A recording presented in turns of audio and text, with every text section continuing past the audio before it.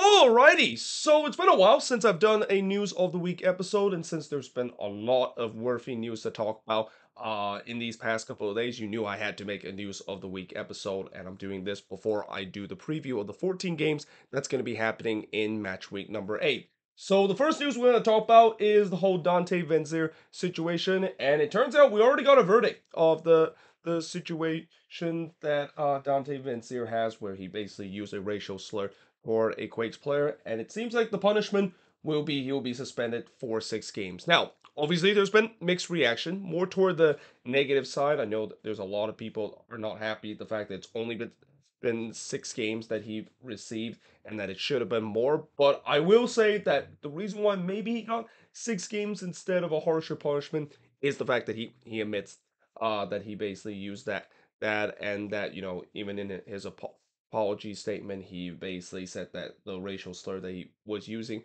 wasn't supposed to do any harm or target any kind of players, which is kind of a weird way to phrase it because isn't that exactly what racial slur usage is basically used? But either way, it feels like the league feels like he was admitted for his mistakes and that yeah they decided to kind of punish him a little bit lightly, but obviously that doesn't mean that everybody is satisfied with that. In fact, the Red Bull Sport Group have already issued a statement that they are going to do a walkout protest because of this situation, and that again, I feel like once the suspension is over, I'm not sure whether or not if Dante Vanzeir is going to be still back in the Red Bull starting 11. I mean, as some of these Red Bulls players have mentioned, even the captain Sean Nealis has mentioned, he's got a long way to go before he gained the respect toward not only the fan base but also the players in the locker room too. And obviously that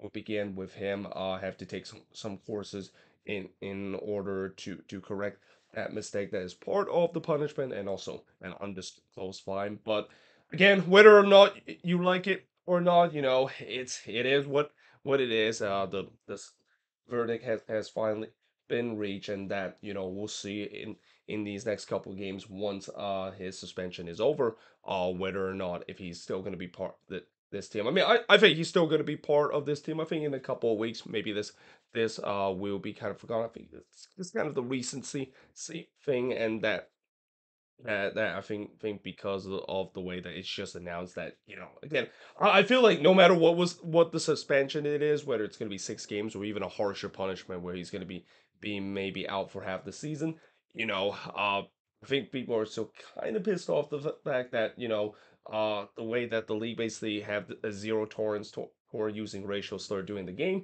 and then they basically handed this light punishment to Dante Vanzeir. But like I said, it is what it is. He's going to be out for 6 games and at least going to be out for a month and a half. Now, moving on in terms of the next news. Now, there was a blockbuster trade that happened this week, and this kind of came out of left field. Like, I was kind of shocked when I saw this news. And that, of course, is Inter Miami acquiring Kamar Miller in exchange for Ariel Lassiter and Bryce Duke to Montreal. And Montreal also gave Inter Miami $1.3 million in addition of decided to send Kamal Miller to Inter Miami. Now, obviously, this is crazy. Like I do think I agree with a lot of people have said that Montreal clearly got fleeced in this deal because I know Kamal Miller has been struggling this season, and in fact he's been kind of struggling ever since Wilfred Nancy left the team. But I do still believe Kamal Miller is definitely one of the best defender in the league. Heck, I mean last year I think he was among the finalists in terms of defender of the year, and that the fact that Montreal, knowing that this season it has not been a great start to the season, to trade him and also give Inter Miami $1.3 million to get guys like Ariel Lassiter and Bryce Duke. I mean, don't get me wrong. Both of these players, they could be decent player. I mean, Ariel Lassiter maybe could be a fresh start for him after he pretty much was out of favor for Phil Neville's team, and then Bryce Duke, who I really think it was a big I'm kind of surprised he hasn't been getting a lot of minutes because I thought last year he kind of had a bit of a breakout year, and that you would think that maybe this is going to be something similar to the Georgi Mihailovic situation, where Montreal of course got Georgi Mihailovic when he had kind of a breakout year for the Fire, and then it turns out to be well, and they're hoping that's going to be the same case for Bryce Duke, but still. the amount that they gave up is just absolutely ridiculous. Like it's something that and I know that they have also said that Kamal Miller, his contract is going to run out soon, and that because of the fact that he's kind of suffer a bit of a regression, they're probably selling him just to at least get some profit out of this deal. But even then, like again, we'll see in the future whether or not if this tray is going to even out. But as of now, I mean, this tray looks like it's heavily favored in Inter Miami. And again, just the fact that they're also able to get $1.3 million gap out of this. I mean, again, this just sounds absolutely crazy. It sounds too good to be true. If you're Inter Miami, if you're a Montreal fan, this has to be absolutely infuriating. And it's pretty clear that this season is pretty much gone down the drain. I mean, like I just feel like now if you're Montreal, I don't know what they're trying to do. I think they're clearly trying to rebuild right now because of the disastrous start of the season that they have. But at the same time, I mean, is getting rid of Kamal Miller and getting these two guys and also paying Inter Miami $1.3 million a great direction to start this rebuild? I mean, my money is probably not, and that again, this deal just looks absolutely insane. But we'll see down the line whether or not if it does even out, even though a lot of people, again, have said that Montreal have got absolutely fleeced out of this deal, and Inter Miami clearly won this trade. Now, Inter Miami also decided to sign another player just today as they signed Ecuadorian defensive midfielder Dixon Arroyo. Now, obviously, this is clearly the replacement for Gregory, though I don't know if he is going to be as decent as Gregory. In fact, I'm not going to say that he's going to be as decent as Gregory because what Gregory meant to this Inter Miami team is definitely big, and you can see once he went down with an injury, this team basically went on a downward spiral, especially when you look at their defense just getting completely exposed because they don't have that number 6 player that does the dirty work like Gregory would do to put out the fire. Now they're hoping this guy Dixon Aurora will be the guy to do so, but again, that's a big shoes to fill. Consider Gregory. I would say that in terms of defensive midfield, I would say Gregory is right up there in terms of top 10 and maybe even top 5. I mean, obviously we know some of the best defensive midfield are the likes of Jose Martinez and Diego Chara, but I would say Gregory is right up that list because of how well he does the dirty work and cleans up the mess in that whenever the opponent is attacking this Inter Miami side. So without him, you can clearly see that there's a gaping hole that they hope that this guy will fill it in. Now, the Columbus Crew, they have signed Aiden Morris to a multi-year contract. This is not a big surprise because Aiden Morris is a guy that I think for the past couple of years, everybody have said that he's going to be the next breakout player in MLS, and he's definitely shown this season. I mean, already scored 3 goals this season, getting his first 3 goals in his MLS career, and well deserved a multi-year contract for the Columbus Crew. Now, the LA Galaxy have decided that they are going to waive defender Chase Gaspard, and this is kind of sad to see because, Chase Gaspard, I remember doing his time when he was drafted by Minnesota United and how he really braked out for the Loons, even got to a point where he was part of the U.S. men's national team in the January camp. But I think ever since that moment, it's been a downward spiral to his incredible rise to just a huge fall from grace. I mean, he had a very bad second season for Minnesota, almost like a sophomore slump, and eventually they move on from him. And you're hoping that him going to the Galaxy, more closer to home, is going to help his career. And no, instead he's been a shell of his old self to a point where he basically dropped down the pecking order and was never playing for this Galaxy team again. So yeah, very sad to see how the career of Chase Gasper has been considered when he was with Minnesota United. He's definitely one of the fan favorite for the Loons, but yeah, just haven't worked out, and we'll see whether or not if he does get another chance in MLS or maybe even drop down a level to the USL Championship. Now, moving on in the next couple of news, and unfortunately, we are going to be getting to the segment where we have to talk about injuries, and in fact, injuries is definitely going to be one thing that I'll mention in the match preview for match week number 8. But there's definitely some devastating injury that a couple of team has suffered, and one of those team is Austin FC. And I feel like for Austin this year, it feels like the soccer gods and the MLS gods are basically demanding payment for what happened last season. I mean, last season this was one of the healthiest team in the league, and that heading into this year, it feels like they it was their time to make the dues in terms of some of the back breaking injury that they have to suffer. But we talk about how they've already are very short in the defensive end, and it doesn't help when they found out that Zan Komanic is going to be done for the season after he undergo season-ending surgery, and that again, that's another defender that they lost. And even though Zan Komanic haven't played as much minutes as we've seen with this Austin team in the first 2 years, he's still an important piece to this Austin team, especially the depth or whatever left of the depth chart in the back line for this Austin team. So to lose him for the season, yeah, that's just another catastrophic blow to this Austin backline, to a point where they're getting close to that point where, yeah, one of the biggest question coming into this season in terms of being the backline, and they are just getting absolutely rippled because of it. And we'll see whether or not they are going to find a replacement. I mean, I'm assuming they have to find a replacement, because this pretty much forced them to have to put Alex Ring most likely back in that center back role. And although Alex Ring can play that spot, I think Josh Wolf would most likely hope to not play him in that spot and play more as a defensive midfielder.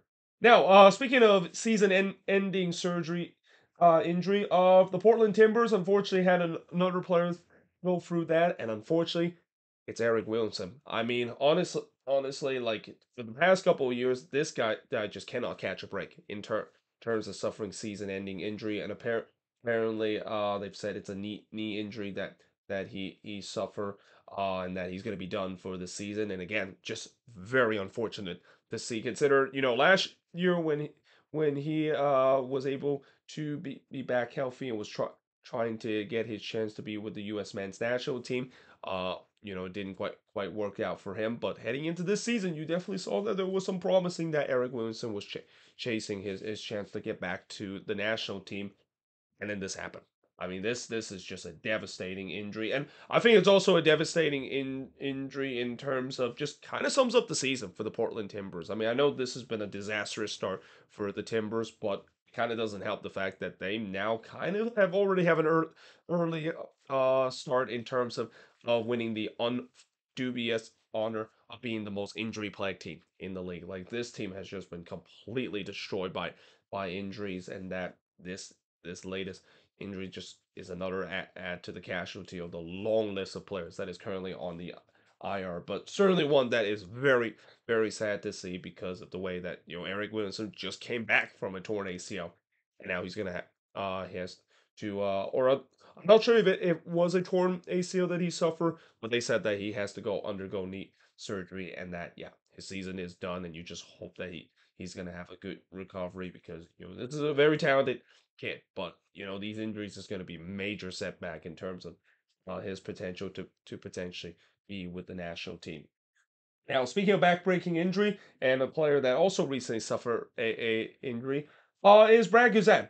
It seems like he is announced that he's going to be missing, or it's now Atlanta United announced that he's going to be missing 10 to 12 weeks due to a torn MCL. And again, Brad Guzan, another player that just came back from a torn ACL injury, and now he torn his MCL. And honestly, I think it's getting to a point for Brad Guzan that I'm just thinking that maybe this could be his final year in MLS, and that he might even think about retiring. I mean, yes, I know, as if you're a goalkeeper, you can definitely play into your 40s, but again, these are two straight back breaking injury that, as a player that is older, it's going to take time to heal, and that, I don't know if Brad Guzan might think about doing that. Well, I think he'll definitely come back. It's only 10 to 12 weeks. He's going to be out for at the most probably 3 months, and he could be back with this team during the latter part of summer month. But again, it's just got to be frustrating for him, the fact that he's been battling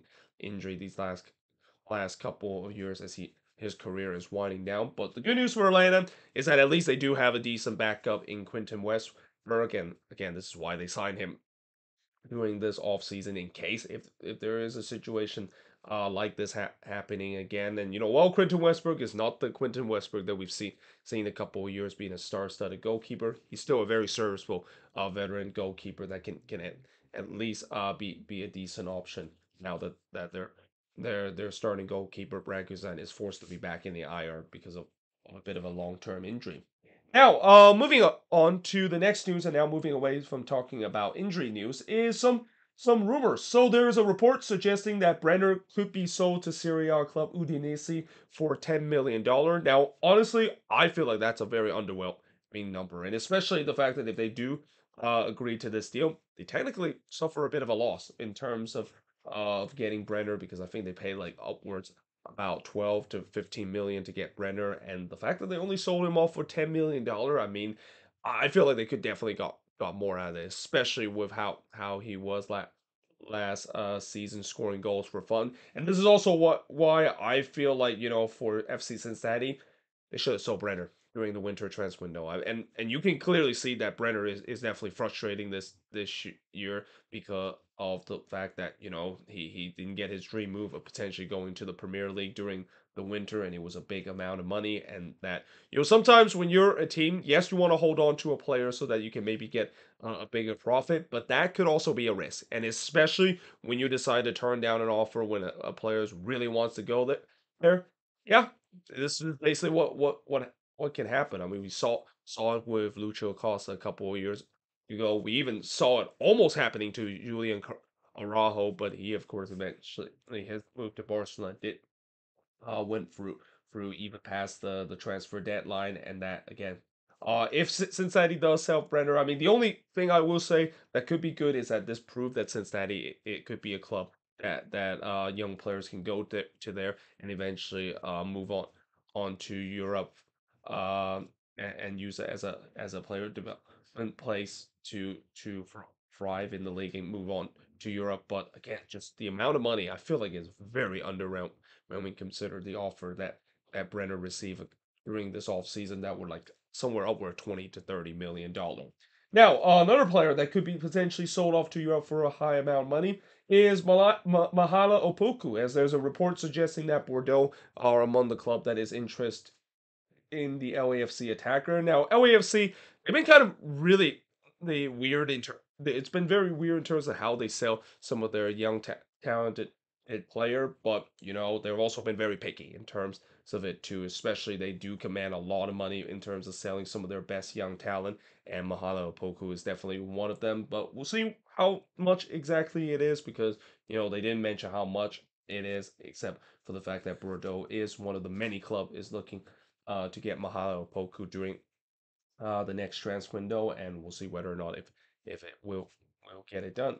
Now, the Colorado Rapids have said that they have promoted Patrick Smith as the team president. I mean, this is not a big surprise. I mean, he's been with the Rapids for a very long time, I think, as a technical director, and it was kind of a matter of time before he gets promoted as the team president. And I also feel bad for him, because I would say that Patrick Smith is definitely one of the more underrated sporting director in the league. But again, he's just kind of being held back in terms of just not getting the finance, and almost had to go into kind of a money ball situation where he has to use the analytics to really kind of help in their favor. And that's kind of what the Colorado Rapids have done. They've been a team that have got a couple of players that maybe seems like they don't have a lot of value anymore, and they pick them up, but they're a proven MLS player and turns out to do well. Now, obviously, in the last year or so, it hasn't worked out so well, but we've seen how this Rapids team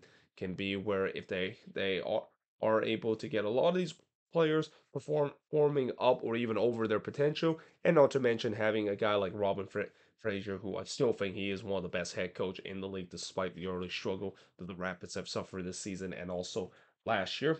Then yeah, you can definitely see that this is a Rapids team that can do some good thing, and all credit has to do with Patrick Smith and how he's done a good job in terms of it. Now, speaking of team president, Chris Klein. So he's been under a lot of pressure from the Galaxy supporters. Well, he finally released a statement addressing the situation, and that he actually did make a promise to Galaxy fans that if this team does not make it to the playoffs, then he will step down as the president, which means that I guess maybe if you're a Galaxy fan, this might be the first time we actually will see a team that is going to openly root against their team, and almost kind of, how some fan base in other leagues such as the NFL are rooting their team to lose because they want to tank and trying to get the number one draft pick.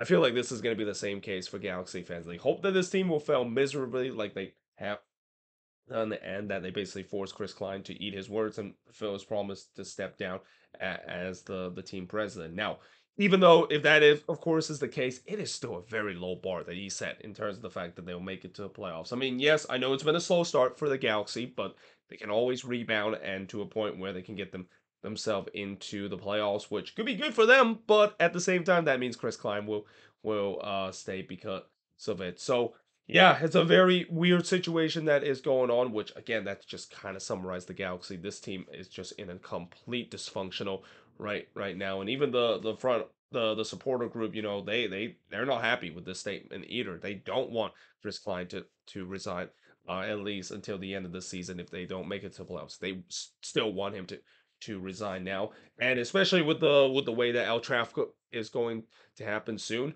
Oh boy, I have a feeling we're going to see a majority of fans at that Dignity Health Sports Park that's going to be wearing black, and because of the way that it feels like maybe the supporter group is going to boycott that game too, we could actually hear the 3252 be the one that is chanting throughout the game, and you just feel like if you did not watching the TV, you would have said that that game was taking place at BMO Stadium instead of at Dignity Health Sports Park. But either way, that's going to be an embarrassing moment if you're a Galaxy fan seeing your the opposition and especially your hated city rival kind of take over your building. But that just kind of sums up in terms of the the the the culture in terms of LA soccer in the MLS, where you can definitely see LAFC has gained so much momentum because of the MLS Cup run and the success they had. While the Galaxy are just kind of a fading dynasty and a team that is just complete in chaos in these past couple of years. Now, moving on, Adidas has unveiled the 2023 MLS Parlay jersey, and I actually have a picture of it. This, of course, is I believe the one that the home team, of course, will be wearing, and then this, of course, is the away one. Now, I'm not gonna lie, I know some people hated it, but I actually do like it. I do kind of like the pattern there, and the same goes with that one. By the way, with the Parlay jersey, I do have a Parlay jersey that I got last season for the San Jose Earthquakes, and then of course I had one previously with Minnesota United, and that a lot of that has to do with the fact that I went to that game that the Loons play against RSL, and Jan Gregus was pretty nice to give me his game worn jersey, and I still of course have that to this day, and also this is why I really like Gregory because of that moment. But yeah, again, I know there's gonna be people that's gonna hate it, but you gotta remember they're only wearing this once every single season. So if you hate these Parley jersey, then you just gotta have to kind of deal with it for a week because they're pretty much gonna be forgotten. Though again, I do think that it's not as bad as some people have said. And again, I know some people would want these Parley jersey to look much nicer, but again, remember they're only wearing this once a week, and that for once a week we just gotta have to deal with seeing two teams wearing the same jersey and basically can't tell which team is wearing what. But moving on, NYCFC have announced that they have selected HOK and Turner Construction as the architecture contractor to build or the architecture contractor build their brand new stadium. Now, this is not a big surprise because HOK has been a stadium or an architect firm that has built some of these MLS stadium in the past. I think they built City Park that St. Louis City, of course, play, and we know how beautiful that stadium is. And the same goes with Mercedes-Benz Stadium, definitely one of the better stadium in MLS and especially in the NFL. So yeah, I do have a feeling that they're gonna provide a great design and does a good job in terms of building this brand new stadium that NYCFC is hoping to move in by 2027. And then finally, the Gold Cup draw was unveiled today, and it was unveiled that the U.S. is going to be in Group A, and they're going to get Jamaica, Nicaragua, and the winners of Prelim 9. While for Canada, they're going to be in Group D, and they're going to be be having Guatemala, Cuba, and the winner of Prelim 7. Now, obviously, there's no doubt the Canadian national team gets the easier draw out of both. I mean, Guatemala, Cuba are two teams that I think Canada should easily beat, and also the winner of Prelim 7. Most of these prelim matches is going to be involving Caribbean teams, so you would assume that both of these two teams should be able to win that. But again, when you look at the group stage, it's not about in terms of whether or not if these teams are going to be moving on. It's about kind of experiment and maybe even getting some of the players a chance to play for the national team. And I think that's kind of the case for both of these teams, especially for the US. They're going to have a lot of players that is gonna. I think throughout these group stage game, you're not going to see the same starting 11. You're going to see Anthony Hudson, or at least if he's still going to be the interim head coach for the US, is going to be rotating and stuff like that. And that I still think that they should be easily win the group. I mean, I know Jamaica is not going to be easy because even though I know this is not the same Jamaica team that we saw a couple of years ago, this is also a team that drew 2-2 against Mexico down at the Azteca. And as long as they have the guy called Andre Blake in goal, it's going to be tough for the U.S. to try to solve him.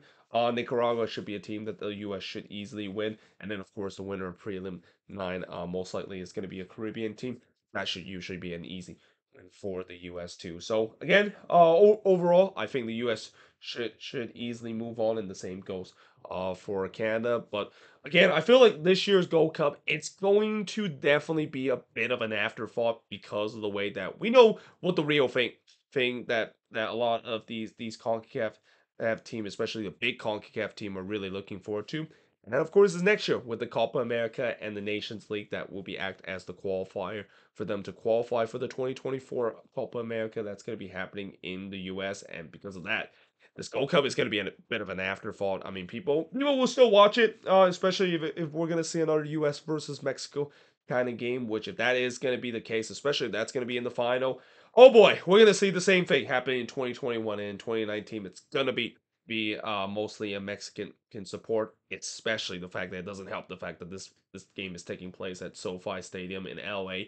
And LA is basically like a second home for the Mexican national team. So yeah, again, unless if it's probably U.S. versus Mexico, this Gold Cup is gonna be a bit of an afterthought, and that people will more likely pay more attention to what happened in Copa America 2024, and especially in terms of these Nations League games that will really be act as the qualifier for these teams that's going to be qualified for the Copa America in 2024. Because if you remember when the tournament was announced to take place in the U.S., it doesn't mean the U.S. guarantee themselves to be in Copa America 2024. They need to work their way through the qualifier, which I think they should be able to do so.